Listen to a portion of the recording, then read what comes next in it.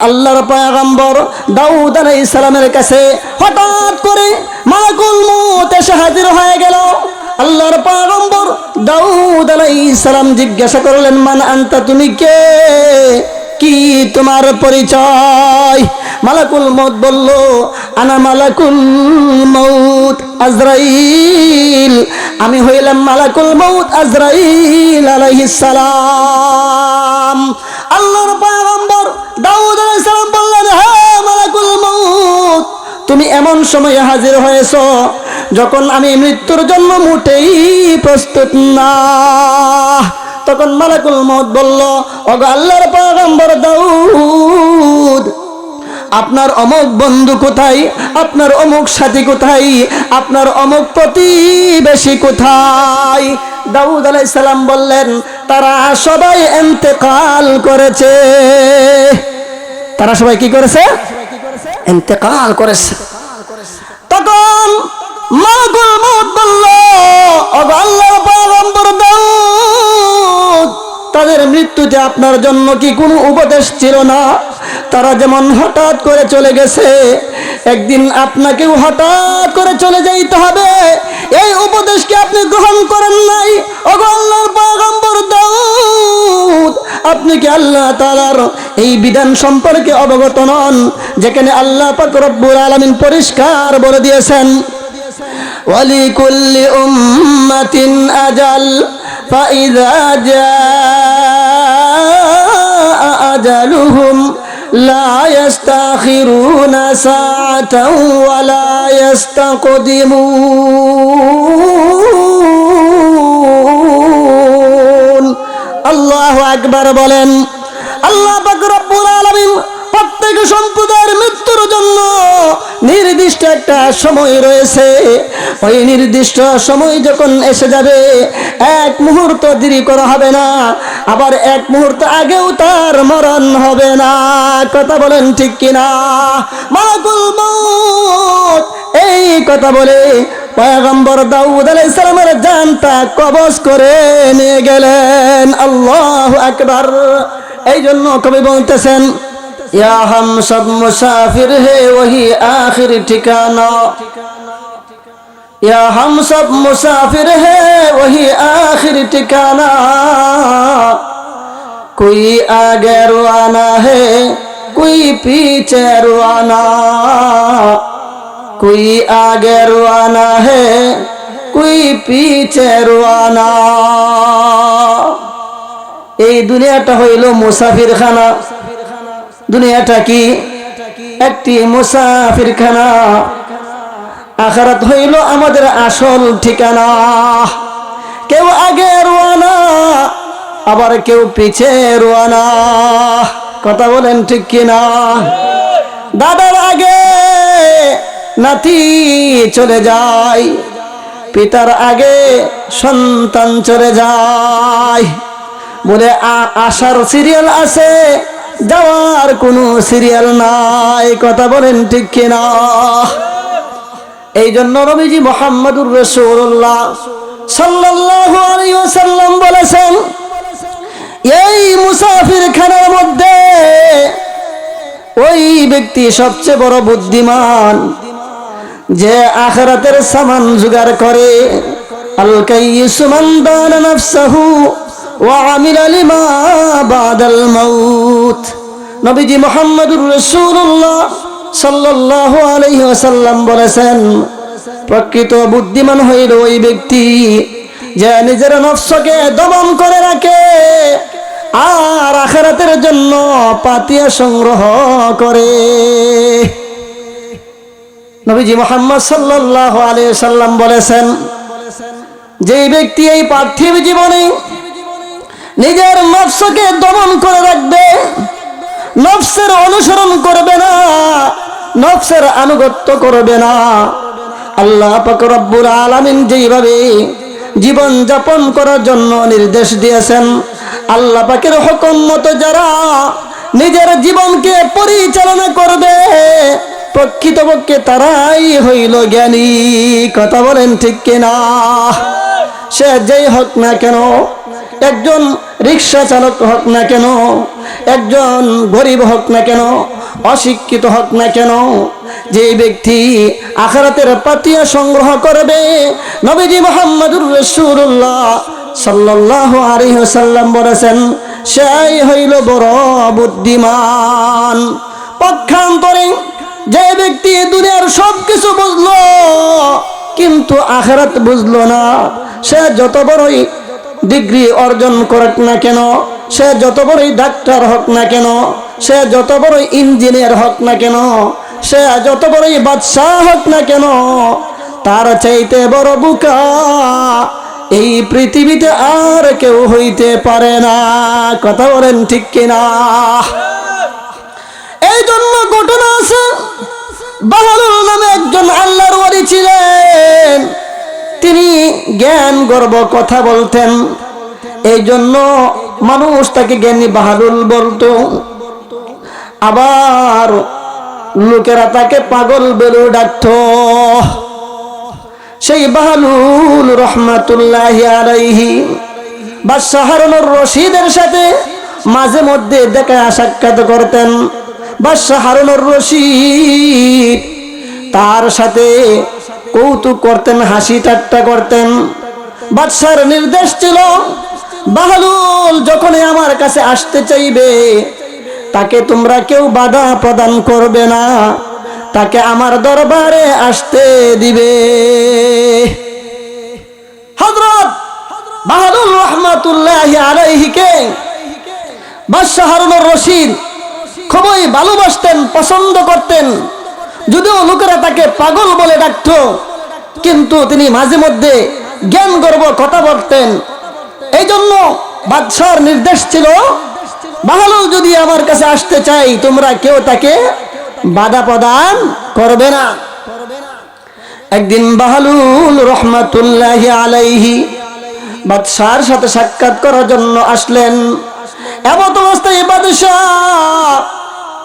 হযরত বাহালুল রহমাতুল্লাহি আলাইহির হাতে একটি ছুরি দিয়ে বললেন, হে বাহালুল, এই ছুরিটা তোমার কাছে আমানত রাখলাম ওই ব্যক্তিকে দেওয়ার জন্য যে তোমার চাইতেও বড় বোকা। যে কি? তোমার চাইতেও বড় বোকা। বাদশার উদ্দেশ্য ছিল, হে বাহালুল, তোমার চাইতে বড় বোকা এই পৃথিবীতে আর কেউ নাই। হযরত বাহালুল রহমাতুল্লাহি আলাইহি ছুরিটাকে নিজের কাছে যত্ন করে রেখে দিলেন। অনেক দিন চলে গেল। হঠাৎ করে বাদশাহ হারুনুর রশিদ তিনি অসুস্থ হয়ে পড়লেন। এমন অসুস্থ হয়ে পড়লেন তিনি চলাফেরা পর্যন্ত করতে পারেন না। ডাক্তাররা তাকে চলাফেরা করতে নিষেধ করে দিয়েছে। একদিন হযরত বাহালুল রহমাতুল্লাহি আলাইহি বাদশাকে দেখার জন্য আসলেন। এসে জিজ্ঞাসা করলেন, হে বাদশাহ, আপনার কি অবস্থা? আপনার অবস্থা কি? বাদশাহ হারুনুর রশিদ বললেন, হে বাহালুল, কি আর বলবো, আমি তো দীর্ঘ সফরে চলে যাচ্ছি। আমি দীর্ঘ সফরে চলে যাচ্ছি। হযরত বাহালুল রহমাতুল্লাহি আলাইহি জিজ্ঞাসা করলেন, হে বাদশাহ, আপনি কোন দেশে সফরে চলে যাচ্ছেন? আপনি কোন দেশে সফরে চলে যাচ্ছেন? বাদশাহ বলল, হে বাহালুল, আমি তো আখিরাতের সফরে চলে যাচ্ছি। হযরত বাহালুল রহমাতুল্লাহি আলাইহি জিজ্ঞাসা করলেন, হে বাদশাহ, আপনি কতজন সৈনিক প্রেরণ করেছেন?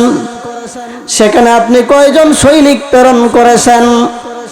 বাদশাহ হারুনুর রশিদ বললেন, হে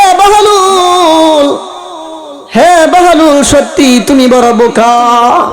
এটা তো আখিরাতের সফর, এখানে কোনো সৈন্য প্রেরণ করা যায় না। তখন বাহালুল রহমাতুল্লাহি আলাইহি আবার বাদশাকে জিজ্ঞাসা করলেন, হে বাদশাহ, কতটি তাঁবুত নিয়েছেন? বাদশাহ হারুনুর রশিদ বললেন, হে বাহলুল, এটা তো আখিরাতের সফর, এখানে কোনো তাঁবুত আনানো যায় না। হযরত বাহলুল রহমাতুল্লাহি আলাইহি আবার বাদশাকে জিজ্ঞাসা করলেন, হে বাদশাহ, এই সফর থেকে আপনি কবে ফিরে আসবেন? তখন বাদশাহ হারুনুর রশিদ বলল, হে বাহলুল, সত্যি তুমি বড় বোকা, এটা তো আখিরাতের সফর। এই সফরে কেউ একবার চলে গেলে আর কোনদিন ফিরে আসে না। কথা বলেন ঠিক কিনা? বাবা আদম আলাইহিস সালাম থেকে এই পর্যন্ত যত মানুষ চলে গেছে, আজ পর্যন্ত কেউ কি ফিরে এসেছে? কি বলেন? অবশ্যই ফিরে আসে নাই। হে বাহলুল, এটা তো আখিরাতের সফর। এই সফরে কেউ একবার গেলে আর কোনদিন ফিরে আসে না। হযরত বাহলুল রহমাতুল্লাহি আলাইহি বললেন, হে বাদশাহ, আপনি এমন এক সফরে চলে যাচ্ছেন যেই সফরে কোনো সৈন্য প্রেরণ করা যায় না, যেই সফরে কোনো তাঁবুত টানানো যায় না, যেই সফরে একবার কেউ গেলে আর কোনদিন ফিরে আসতে পারে না। বাদশা বলল, হ্যাঁ বাহলুল, এমন একটি সফরেই চলে যাচ্ছি। হযরত বাহলুল রহমাতুল্লাহি আলাইহি বললেন, হে বাদশাহ, বহুদিন পূর্বে আপনি আমার কাছে একটি ছুরি আমানত রেখেছিলেন ওই ব্যক্তিকে দেওয়ার জন্য, যে আমার চাইতেও বড় বোকা। আমিও বহুদিন ধরে তালাশের মধ্যে ছিলাম, কিন্তু আজ আমি আর পাপক হিসাবে আপনাকেই পেয়েছি। আল্লাহু আকবার। হে বাদশাহ, আপনি দুনিয়ার কোনো ছোটখাটো শহরে গেলে অনেক সৈন্য প্রেরণ করেন আপনার রাস্তাঘাট ঠিকঠাক করে দেওয়ার জন্য। কথা বলেন ঠিক কিনা? আমাদের সুনামগঞ্জে যদি কোনো প্রধানমন্ত্রী আগমন করেন, তাহলে 1 মাস আগে থেকেই রাস্তাঘাট ঠিকঠাক আছে কিনা ভালো করে চেকিং করা হয়। কথা বলেন ঠিক কিনা? হে বাদশাহ, আপনি এমন এক সফরে চলে যাচ্ছেন যেই সফরে কোনো সৈন্য প্রেরণ করে না, যেই সফরে কোনো সৈন্য প্রেরণ করা যায় না। হে বাদশাহ, অথচ আপনি দুনিয়ার কোনো সফরে চলে গেলে অনেক সৈন্য প্রেরণ করেন, তারা আপনার জন্য রাস্তাঘাট ঠিকঠাক করে রাখে, তারা আপনার জন্য শানদার তাঁবুত টানিয়ে রাখে, অথচ আপনি অল্প সময় অবস্থান করে সেখান থেকে ফিরে আসেন। হে বাদশাহ, অথচ আপনি এমন এক সফরে চলে যাচ্ছেন যেই সফর থেকে আর কোনোদিন ফিরে আসবেন না, অথচ এই সফরের জন্য আপনি কোনো ব্যবস্থাই গ্রহণ করলেন না। হে বাদশাহ, আপনার চাইতে বড় বোকা এই পৃথিবীতে আর কেউ হইতে পারে না। কথা বলেন ঠিক কিনা? এই নিন আপনার ছুরি, আমি আপনাকে হাদিয়া দিলাম। বাদশাহ হারুনুর রশিদ হযরত বাহলুল রহমাতুল্লাহি আলাইহির জবান থেকে এই কথাগুলো শুনে তিনি ক্রন্দন করতে লাগলেন আর বলতে লাগলেন, मैंने समझा था तुझे बहलुल तो पागल नहीं, मैंने समझा था तुझे बहलुल तो पागल नहीं, दर हकीकत तुझे से बड़ा कर कोई भी आकल नहीं, दर हकीकत तुझे से बड़ा कर कोई भी आकल नहीं। है बहलुल, আমি তোমাকে পাগল মনে করতাম, আসলে তোমার চাইতে বড় জ্ঞানী দ্বিতীয় জন আর কেউ নাই। কথা বলেন ঠিক কিনা?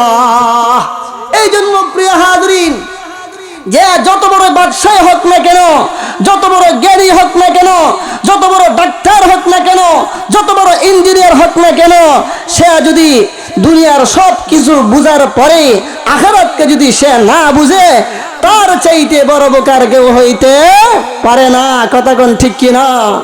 এই জন্য নবীজি মুহাম্মদুর রাসূলুল্লাহ সাল্লাল্লাহু আলাইহি ওয়াসাল্লাম বলেছেন, সবচাইতে বুদ্ধিমান হইল ওই ব্যক্তি যে আখিরাতের পাথেয় সংগ্রহ করে। যে কি করে? আখিরাতের পাথেয় সংগ্রহ করে, সে সবচাইতে বড় জ্ঞানী। প্রিয় হাজরিন, আসুন এবার আলোচনার দিকে যাই।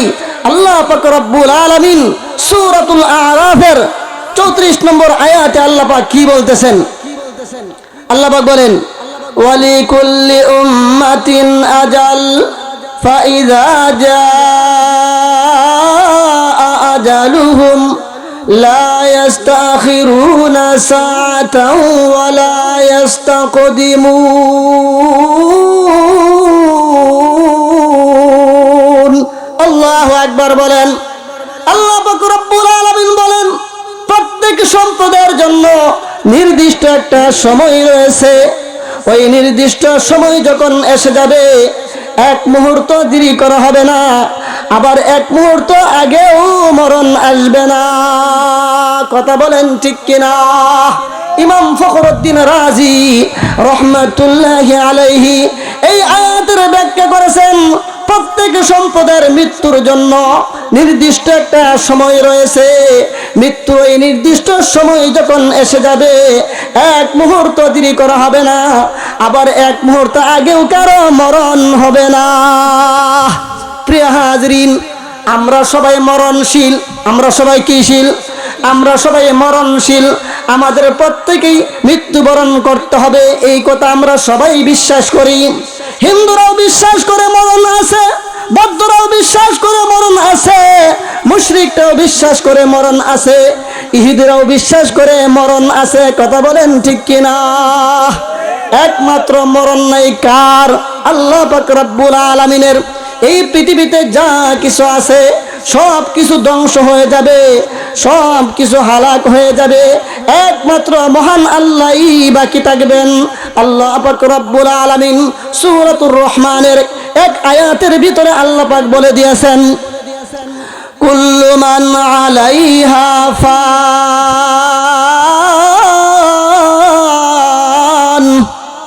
ওয়া ইয়াবকা ওয়াজহু রাব্বিকা যুল জালালি ওয়াল ইকরাম।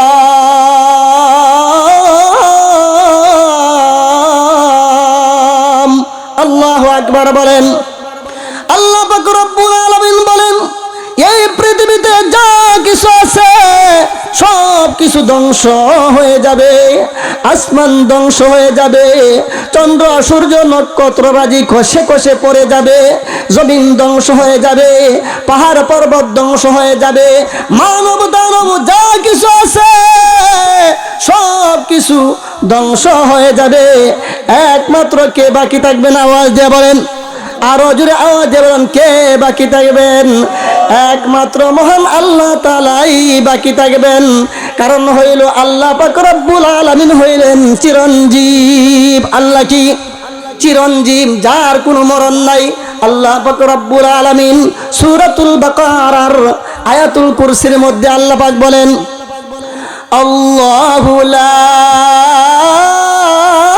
ইলাহা ইল্লাহু আল হাইয়ুল কাইয়্যুম।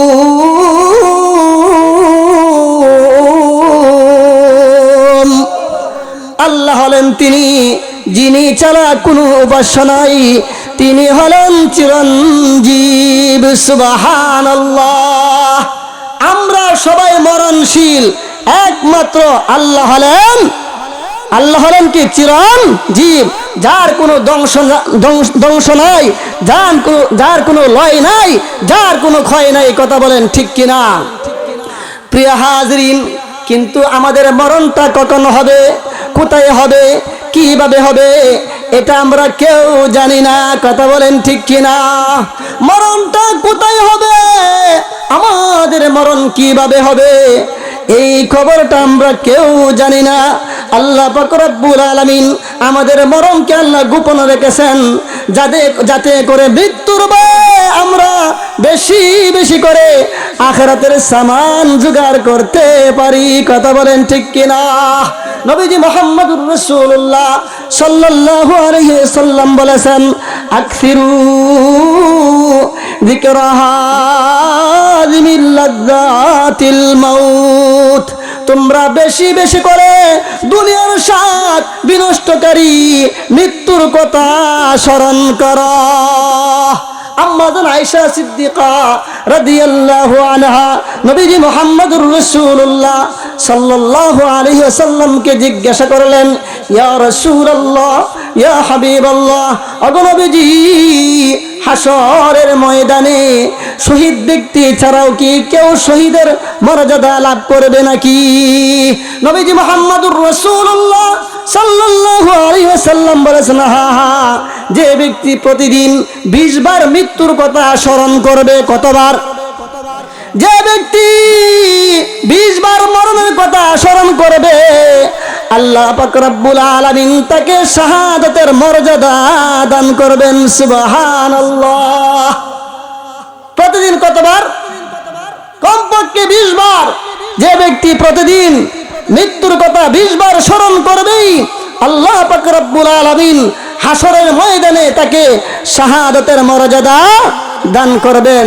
এই জন্য আপনাদের কাছে আমার একটা আবদার, আমরা প্রতিদিন বেশি বেশি করে মরণের কথা স্মরণ করব তো ইনশাল্লাহ। যাদের অন্তরে মরণের কথা স্মরণ হবে অবশ্যই তারা নামাজ পড়বে। কথা কোন ঠিক কিনা? যাদের অন্তরে মরণের ভয় থাকবে তারা নামাজ ছাড়তে পারে না। যাদের অন্তরে মরণের ভয় থাকবে তারা রোজা ছাড়বে না। যাদের অন্তরে মরণের ভয় থাকবে তারা সুদ খাইবে না, ঘুষ খাইবে না। কথা বলেন ঠিক কিনা? প্রিয় হাজরিন, এই জন্য আল্লাহ পাক রব্বুল আলামিন আমাদের মরণটাকে আল্লাহ গোপন রেখেছেন। আলহামদুলিল্লাহ বলেন, যাতে আমরা বেশি বেশি করে মৃত্যুর ভয়ে আখিরাতের কথা স্মরণ করতে পারি। প্রিয় হাজরিন, কখন কিভাবে আমাদের মরণ হবে এটা আমরা কেউ জানি না। এমনকি নবী আলাইহিস সালামও জানতেন না তাদের কখন কিভাবে মরণ হবে। যেমন আল্লাহর পয়গম্বর দাউদ আলাইহিস সালামের কাছে হঠাৎ করে মালাকুল মউত এসে হাজির হয়ে গেল। আল্লাহর পয়গম্বর দাউদ আলাইহিস সালাম জিজ্ঞাসা করলেন, মান আনতা, তুমি কে, কি তোমার পরিচয়? মালাকুল মউত বলল, আনা মালাকুল মউত আজরাইল, আমি হইলাম মালাকুল মউত আজরাইল আলাইহিস সালাম। আল্লাহর পয়গম্বর দাউদ আলাইহিস সালাম বললেন, হ্যাঁ মালাকুল মউত, তুমি এমন সময়ে হাজির হয়েছো যখন আমি মৃত্যুর জন্য মোটেই প্রস্তুত না। তখন মালাকুল মউত বলল, ওগো আল্লাহর পয়গম্বর দাউদ, আপনার অমুক বন্ধু কোথায়? আপনার অমুক সাথী কোথায়? আপনার অমুক প্রতিবেশী কোথায়? দাউদ আলাইহিস সালাম বললেন, তারা সবাই ইন্তেকাল করেছে। তারা সবাই কি করেছে? ইন্তেকাল করেছে। তখন মালাকুল মউত বলল, ওগো আল্লাহর পয়গম্বর দাউদ, তাদের মৃত্যুতে আপনার জন্য কি কোনো উপদেশ ছিল না? তারা যেমন হঠাৎ করে চলে গেছে, একদিন আপনাকেও হঠাৎ করে চলে যাইতে হবে। এই উপদেশ কি আপনি গ্রহণ করেন নাই? ওগো আল্লাহর পয়গম্বর দাউদ, আপনি কি আল্লাহ তাআলার এই বিধান সম্পর্কে অবগত নন, যেখানে আল্লাহ পাক রব্বুল আলামিন পরিষ্কার বলে দিয়েছেন, ওয়ালিকুল্লি উম্মাতিন আজাল ফাইযা জাআ আজালুহুম লা ইস্তাখিরুনা সাআতাও ওয়া লা ইস্তাকদিমুন। আল্লাহু আকবার বলেন।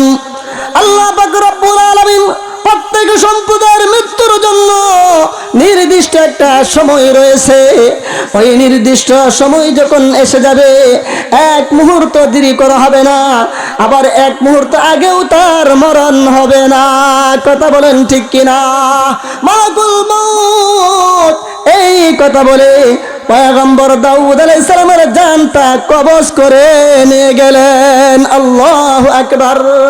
এই জন্য কবি বলতেছেন, आग अपने मुंह से कोई बाशर नहीं, आग अपने मुंह से कोई बाशर नहीं, सामन 100 बरस का है कल की खबर नहीं, सामन 100 बरस का है कल की खबर नहीं, आग अपने मुंह से कोई बाशर नहीं, आग अपने मुंह से कोई बाशर नहीं, सामन 100 बरस का है कल की खबर नहीं, सामन 100 बरस का है कल की खबर नहीं।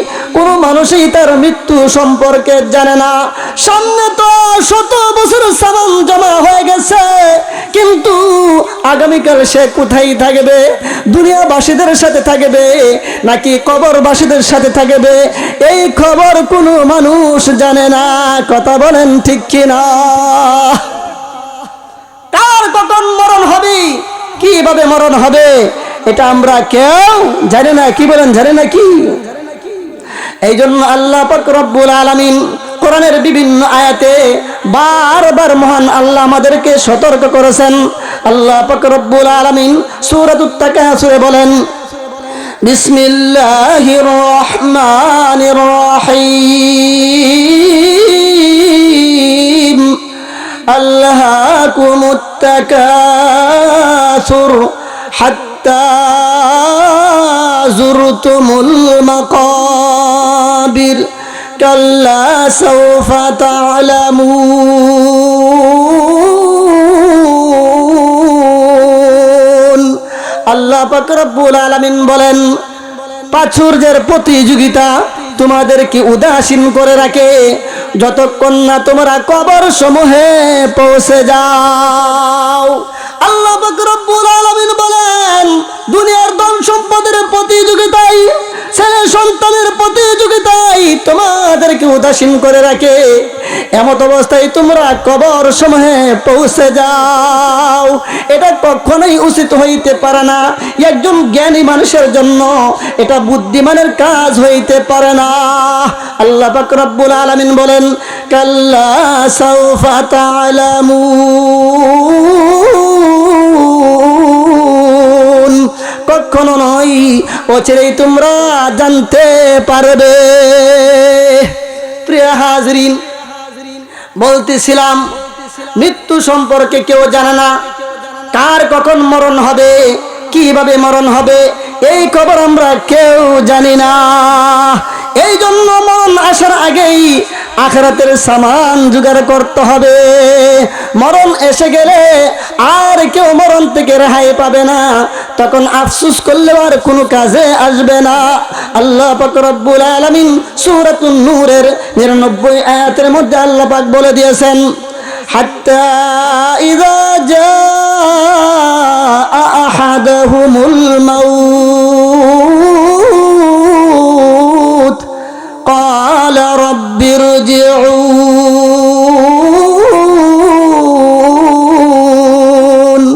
যখন তাদের কারো কাছে মরণ এসে যায়, তখন সে বলে, হে আমার পালনকর্তা, আপনি আমাকে আবার পৃথিবীতে প্রেরণ করুন, যাতে আমি নেক আমল করতে পারি যা আমি ইতিপূর্বে করিনি।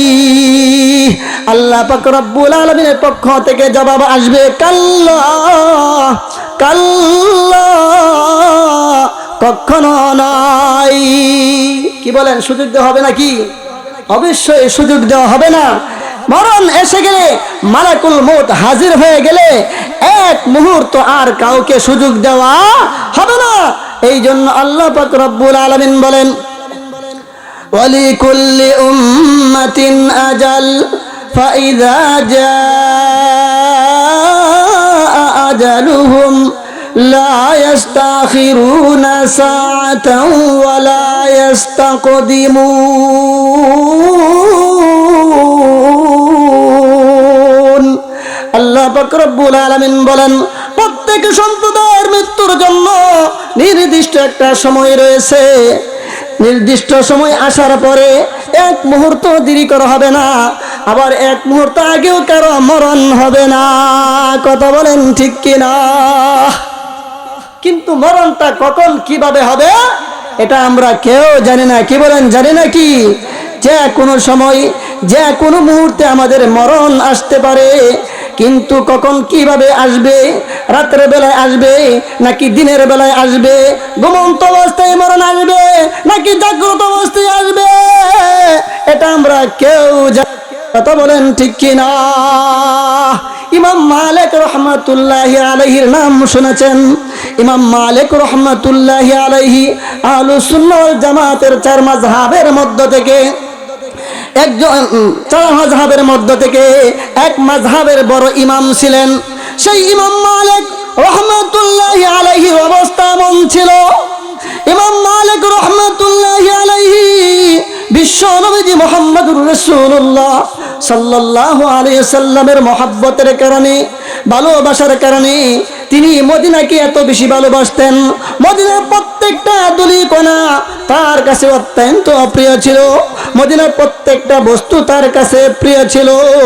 এই জন্য ইমাম মালিক রহমাতুল্লাহি আলাইহির তামান্না ছিল, ইমাম মালিক রহমাতুল্লাহি আলাইহির আকাঙ্ক্ষা ছিল মদিনার মাটিতে যেন তার মরণ হয়, মদিনার মাটিতে যেন তার কাফন দাফন হয়।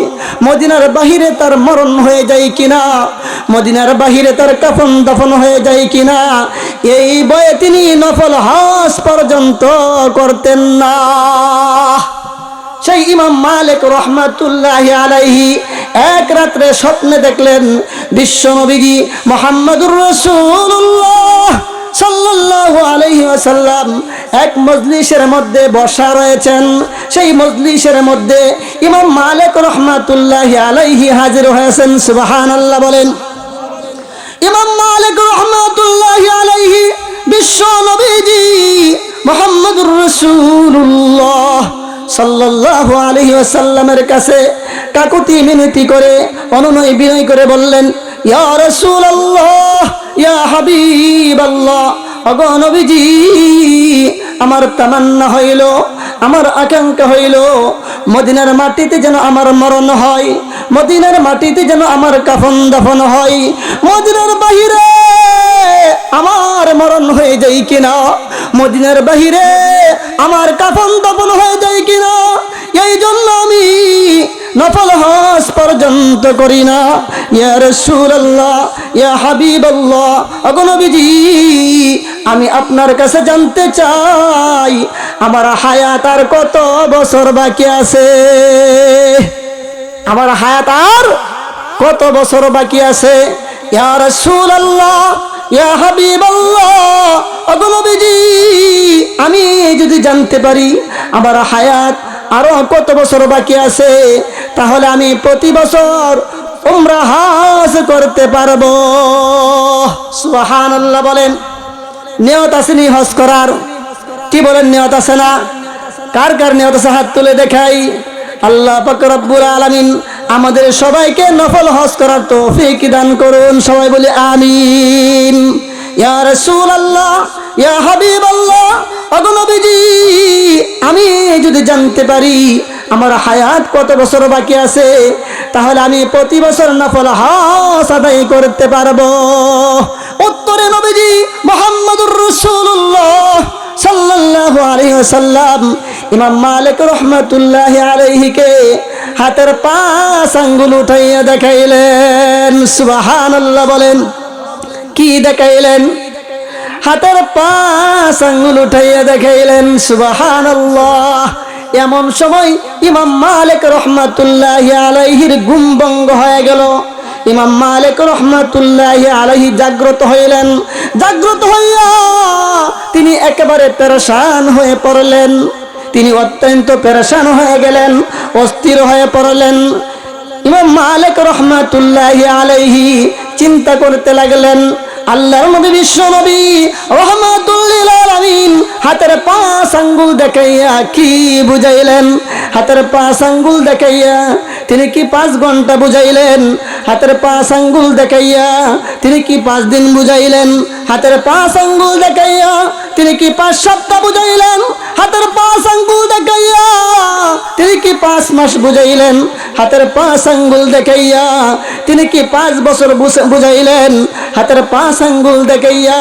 তিনি কি 5 যুগ বুঝাইলেন? এই জন্য তিনি পেরেশান হয়ে পড়লেন, অস্থির হয়ে পড়লেন।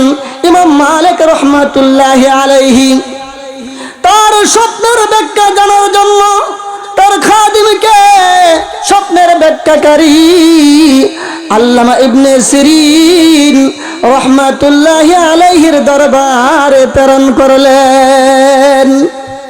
ইমাম মালিক রহমাতুল্লাহি আলাইহি এই স্বপ্ন দেখে তিনি অস্থির হয়ে পড়লেন, বেকুল হয়ে পড়লেন। নবীজি মুহাম্মদুর রাসূলুল্লাহ সাল্লাল্লাহু আলাইহি ওয়াসাল্লাম হাতের 5 আঙ্গুল দেখাইয়া কি বুঝাইলেন? তিনি কি হাতের 5 আঙ্গুল দেখাইয়া 5 ঘন্টা বুঝাইলেন, নাকি 5 দিন বুঝাইলেন, নাকি 5 সপ্তাহ বুঝাইলেন, নাকি 5 মাস বুঝাইলেন, নাকি 5 বছর বুঝাইলেন, নাকি 5 যুগ বুঝাইলেন? এই জন্য তিনি অস্থির হয়ে পড়লেন। কি হয়ে পড়লেন? অস্থির হয়ে পড়লেন। ইমাম মালিক রহমাতুল্লাহি আলাইহি তার স্বপ্নের ব্যাখ্যা জানার জন্য তার খাদেমকে স্বপ্নের ব্যাখ্যাকারী আল্লামা ইবনে সিরিন রহমাতুল্লাহি আলাইহির দরবারে প্রেরণ করলেন। সাথে সাথে এই কথা বলে দিলেন, সাবধান সাবধান সাবধান সাবধান, তুমি আমার নামটা প্রকাশ করবা না। আমার নাম কি করবা না? প্রকাশ করবা না। সাবধান সাবধান, তুমি আমার নামটা প্রকাশ করবা না। শুধু এতটুকু বলবা যে একজন মুসলমান এই স্বপ্ন দেখেছে। খাদেম আল্লামা ইবনে সিরিন রহমাতুল্লাহি আলাইহির দরবারে গিয়ে বলল, হুজুর, একজন মুসলমান স্বপ্ন যুগে বিশ্ব নবী মুহাম্মদুর রাসূলুল্লাহ সাল্লাল্লাহু আলাইহি ওয়াসাল্লামকে দেখে জিজ্ঞাসা করেছিলেন তার হায়াত কত বছর বাকি আছে। নবীজি মুহাম্মদুর রাসূলুল্লাহ সাল্লাল্লাহু আলাইহি ওয়াসাল্লাম উত্তরে হাতের 5 আঙ্গুল উঠাইয়া দেখাইলেন। এখন স্বপ্নদ্রষ্টা জানতে চাই নবীজি মুহাম্মদুর রাসূলুল্লাহ সাল্লাল্লাহু আলাইহি ওয়াসাল্লাম হাতের 5 আঙ্গুল দেখাইয়া কি বুঝাইলেন? হাতের 5 আঙ্গুল দেখাইয়া তিনি কি 5 ঘন্টা বুঝাইলেন? হাতের 5 আঙ্গুল দেখাইয়া তিনি কি 5 দিন বুঝাইলেন? হাতের 5 আঙ্গুল দেখাইয়া তিনি কি 5 সপ্তাহ বুঝাইলেন? হাতের 5 আঙ্গুল দেখাইয়া তিনি কি 5 মাস বুঝাইলেন? হাতের 5 আঙ্গুল দেখাইয়া তিনি কি 5 বছর বুঝাইলেন? হাতের 5 আঙ্গুল দেখাইয়া তিনি কি 5 যুগ বুঝাইলেন? আল্লামা ইবনে সিরিন রহমাতুল্লাহি আলাইহি খাদেমকে জিজ্ঞাসা করলেন, হে খাদেম, এই স্বপ্ন কে দেখেছে? কি প্রশ্ন করলেন? এই স্বপ্ন কে দেখেছে? আল্লামা ইবনে সিরিন রহমাতুল্লাহি আলাইহি খাদেমকে জিজ্ঞাসা করতেছেন, হে খাদেম, এই স্বপ্ন কে দেখেছে? এই স্বপ্ন অবশ্যই কোনো বড় আলিম দেখেছেন। সাধারণ কোন আলিম এই স্বপ্ন দেখতে পারে না। আল্লামা ইবনে সিরিন রাহমাতুল্লাহি আলাইহি বললেন, এই স্বপ্ন বড় কোনো আলিমে দেখেছেন, সাধারণ কোন আলিমও এমন স্বপ্ন দেখতে পারে না। তখন খাদেম বলতেছে, স্বপ্নদ্রষ্টা নাম প্রকাশ করতে নিষেধ করেছেন। স্বপ্নদ্রষ্টা নাম প্রকাশ করতে কি করেছেন? নিষেধ করেছেন। আল্লামা ইবনে সিরিন রহমাতুল্লাহি আলাইহি বললেন, এটা সাধারণ কোনো স্বপ্ন না। এই স্বপ্ন সাধারণ কোনো আলিম দেখতে পারে না, বড় কোনো আলিম দেখেছেন। আর মদিনার বুকে ইমাম মালিকের চাইতে বড় কোন আলিম আর নাই। সুবহানাল্লাহ বলেন। আল্লামা ইবনে সিরিন রহমাতুল্লাহি আলাইহি বললেন, হে খাদেম, এই স্বপ্ন ইমাম মালিক দেখেছে নাকি? সুবহানাল্লাহ বলেন। আল্লামা ইবনে সিরিন রহমাতুল্লাহি আলাইহি বলতেছেন, এই খাদেম, এই স্বপ্ন ইমাম মালিক দেখেছে নাকি? খাদেম একেবারে চুপ হয়ে গেল, নীরব হয়ে গেল। আল্লামা ইবনে সিরিন রহমাতুল্লাহি আলাইহি খাদেমকে বললেন, যাও স্বপ্নদ্রষ্টার কাছ থেকে নাম প্রকাশ করার অনুমতি নিয়ে আসো। যতক্ষণ পর্যন্ত নাম প্রকাশ করবে না ততক্ষণ পর্যন্ত ব্যাখ্যাও বলবো না। আল্লামা ইবনে সিরিন রাহমাতুল্লাহি আলাইহি বলতেছেন, এই স্বপ্ন সাধারণ কোনো আলিম দেখতে পারে না, এই স্বপ্ন বড় কোনো আলিম দেখেছেন। আর মদিনার বুকে ইমাম মালিকের চাইতে বড় কোনো আলিম আর নাই। হেই খাদেম, এই স্বপ্ন কি ইমাম মালিক দেখেছে নাকি? খাদেম একেবারে চুপ হয়ে গেল। কি হয়ে গেল? একেবারে চুপ হয়ে গেল, নীরব হয়ে গেল। তাই আল্লামা ইবনে সিরিন রহমাতুল্লাহি আলাইহি খাদেমকে বললেন, যাও স্বপ্নদ্রষ্টার কাছ থেকে নাম প্রকাশ করার অনুমতি নিয়ে আসো। খাদেম ইমাম মালিক রহমাতুল্লাহি আলাইহির দরবারে চলে গেল। ইমাম মালিক রহমাতুল্লাহি আলাইহির কাছে গিয়ে বলতে লাগলো, হুজুর, তিনি তো আপনাকে চিনে ফেলেছেন। সুবহানাল্লাহ, তিনি আপনাকে চিনে ফেলেছেন। তিনি বলেছেন, আপনি যদি নাম প্রকাশ না করেন তাহলে তিনি ব্যাখ্যাও প্রকাশ করবেন না। যদি আপনি নাম প্রকাশ না করেন তাহলে তিনি ব্যাখ্যাও দিবেন না। ইমাম মালিক রহমাতুল্লাহি আলাইহি বললেন, যাও আমার নামটা প্রকাশ করে দাও। সুবহানাল্লাহ। খাদেম আল্লামা ইবনে সিরিন রহমাতুল্লাহি আলাইহির দরবারে গিয়ে বলল, হুজুর, এই স্বপ্ন ইমাম মালিকই দেখেছেন। সুবহানাল্লাহ। এই কথা শুনে আল্লামা ইবনে সিরিন রহমাতুল্লাহি আলাইহি বললেন, হা হা, এই স্বপ্ন ইমাম মালিকই দেখতে পারেন। এই কদম শুনো, ইমাম মালিক রহমাতুল্লাহি আলাইহিকে বলে দাও তার স্বপ্নের ব্যাখ্যা হইল, নবীজি মুহাম্মদুর রাসূলুল্লাহ সাল্লাল্লাহু আলাইহি ওয়াসাল্লাম হাতের 5 আঙ্গুল দেখাইয়া তিনি 5 ঘন্টা বুঝেন নাই। নবীজি মুহাম্মদুর রাসূলুল্লাহ সাল্লাল্লাহু আলাইহি ওয়াসাল্লাম হাতের 5 আঙ্গুল দেখাইয়া তিনি 5 ঘন্টা বুঝেন নাই, 5 দিন বুঝেন নাই, 5 সপ্তাহ বুঝেন নাই, 5 মাস বুঝেন নাই, 5 বছর বুঝেন নাই, 5 যুগ বুঝেন নাই। নবীজি মুহাম্মদুর রাসূলুল্লাহ সাল্লাল্লাহু আলাইহি ওয়াসাল্লাম হাতের 5 আঙ্গুল দেখাইয়া সূরা লুকমানের শেষ আয়াতের দিকে ইঙ্গিত করেছেন। সুবহানাল্লাহ। সূরা লুকমানের শেষ আয়াতের ভিতরে এমন 5টি বিষয় রয়েছে, যেই 5টি বিষয় আল্লাহ পাক ছাড়া পৃথিবীর আর কেউ জানে না। সুবহানাল্লাহ। আল্লাহ পাক রব্বুল আলামিন বলেন, ইন্নাল্লাহা ইনদাহু ইলমুস সাআহ ওয়া ইউনাজ্জিলুল গায়ব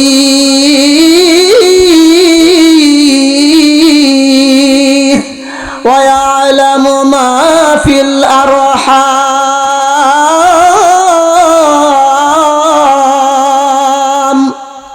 ওয়া মা তাদরি নাফসুম মাযা তাকসিবু গাদা وما تدري نفس بأي أرض تموت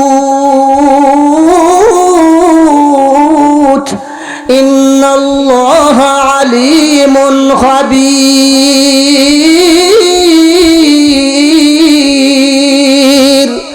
أرجو أودي بلن الله أكبر সূরা লুকমানের শেষ আয়াতের ভিতরে আল্লাহ পাক রব্বুল আলামিন যেই 5টা বিষয়ের আলোচনা করেছেন তার মধ্যে প্রথম বিষয় হইল ইন্নাল্লাহা ইনদাহু ইলমুস সাআহ, নিশ্চয়ই মহান আল্লাহ তাআলার কাছেই কিয়ামত দিবসের জ্ঞান রয়েছে। সুবহানাল্লাহ। কিয়ামত কখন হবে পৃথিবীর কেউ জানে না, একমাত্র কে জানেন? আওয়াজ দিয়ে বলেন, আরো জোরে আওয়াজ দিয়ে বলেন, কে জানেন? একমাত্র আল্লাহ তাআলাই জানেন। 2 নম্বর বিষয় হইল ওয়ায়ুনাজ্জিলুল গায়স।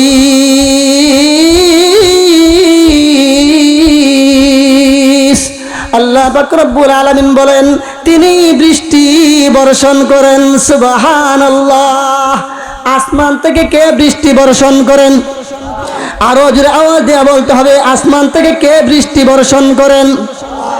আল্লাহ পাক রব্বুল আলামিন আসমান থেকে বৃষ্টি বর্ষণ করেন। সুবহানাল্লাহ।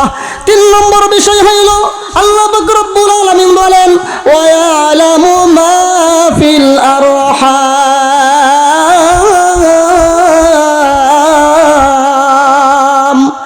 আর একমাত্র তিনি জানেন মাতৃ গর্ভে কি রয়েছে। সুবহানাল্লাহ।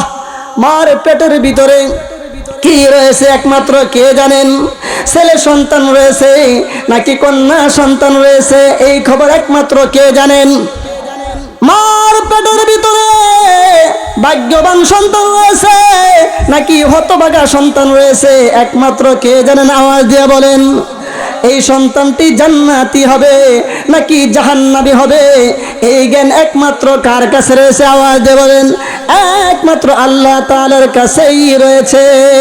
সুবহানাল্লাহ। 4 নম্বর বিষয় হইল ওয়া মা তাদরি নাফসুম মাযা তাকসিবু গাদা।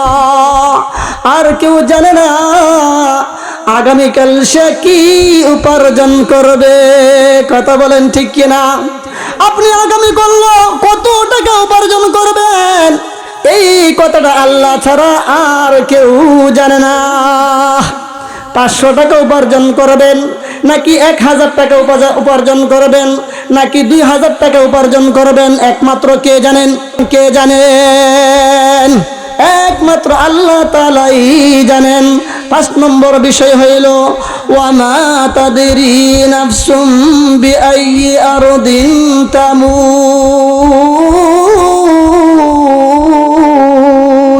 আল্লাহু আকবার বলেন। আর কেউ জানে না কোথায় তার মরণ হবে। সুবহানাল্লাহ। কার মরণ কোথায় হবে এটা কি পৃথিবীর কেউ জানে নাকি? বাড়িতে হবে নাকি বাজারে হবে, ঘুমন্ত অবস্থায় হবে নাকি জাগ্রত অবস্থায় হবে, দেশে হবে নাকি বিদেশে হবে, এই খবর কেউ জানে না। কি বলেন, জানে নাকি? আমরা কেউ জানি না। এই জন্য আল্লাহ পাক রব্বুল আলামিন বলতেছেন ওয়ালিকুল্লি উম্মাতিন আজাল ফাইযা জাআ আজালুহুম লা ইস্তাখিরুনা সাআতান ওয়া লা ইস্তাকদিমুন।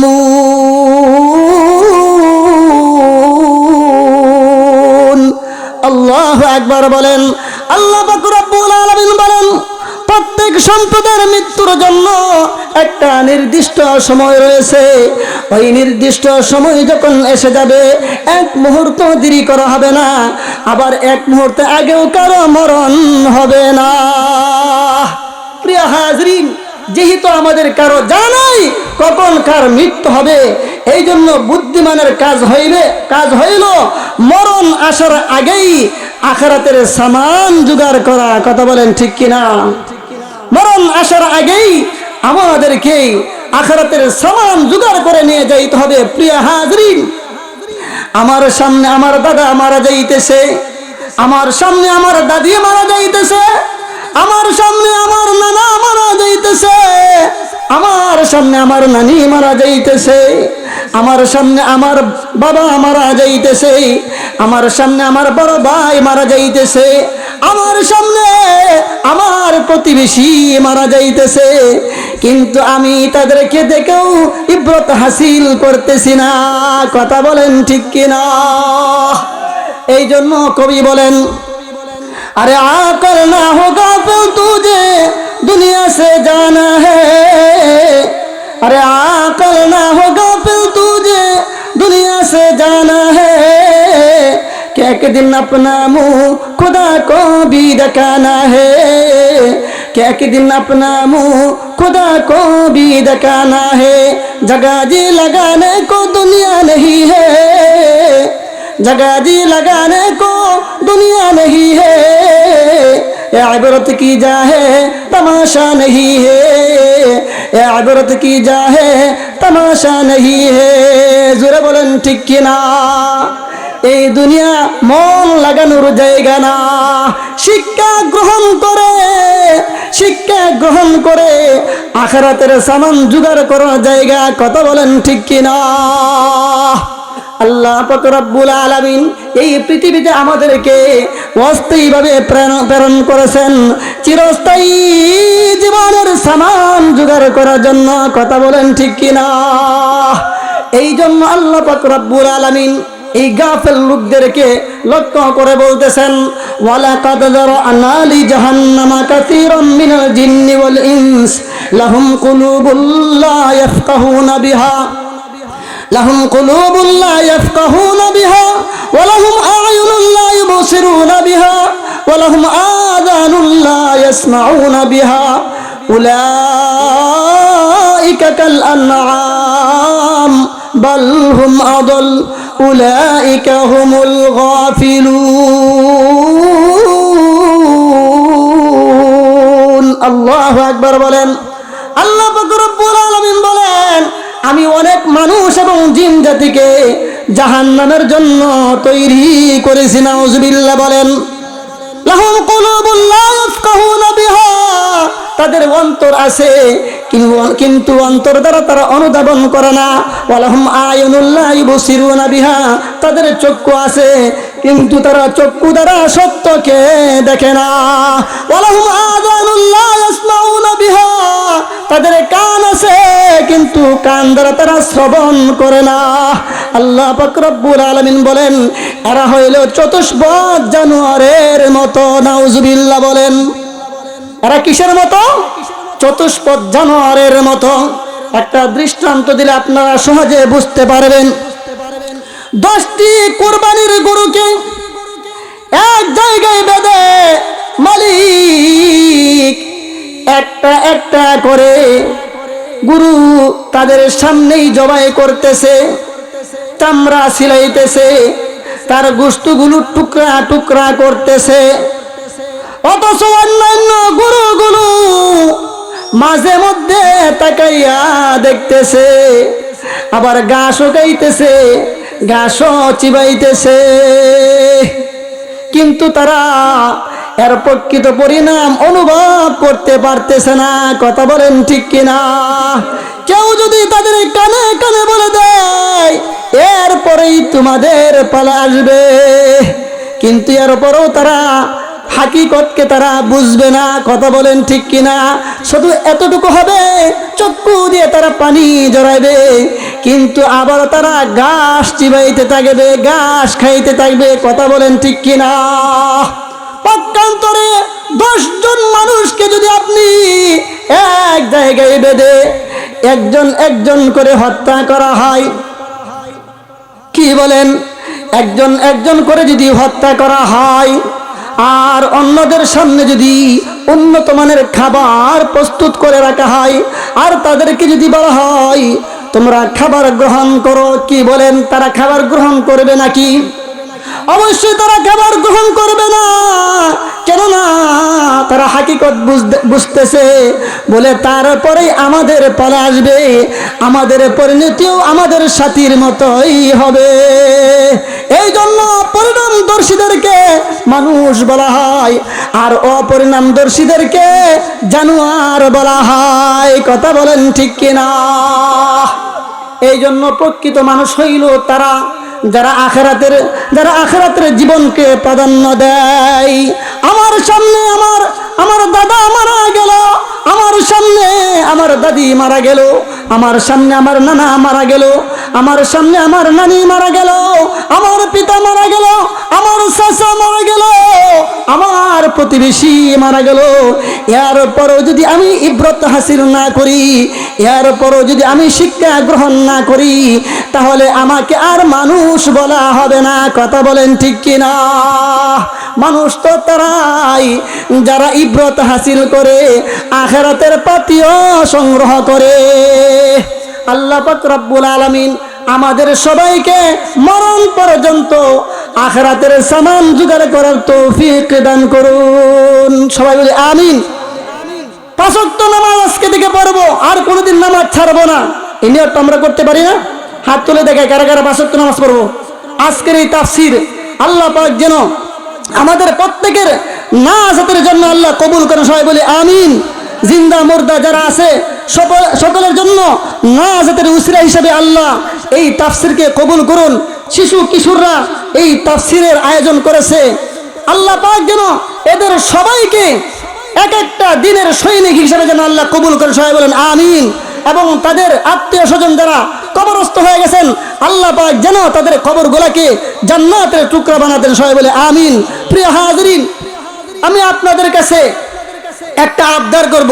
সবাই আবদারটা রাখবেন নি? সবাই কারা কারা রাখবেন? হাত তুলে দেখায়। রাখবেন তো ইনশাআল্লাহ?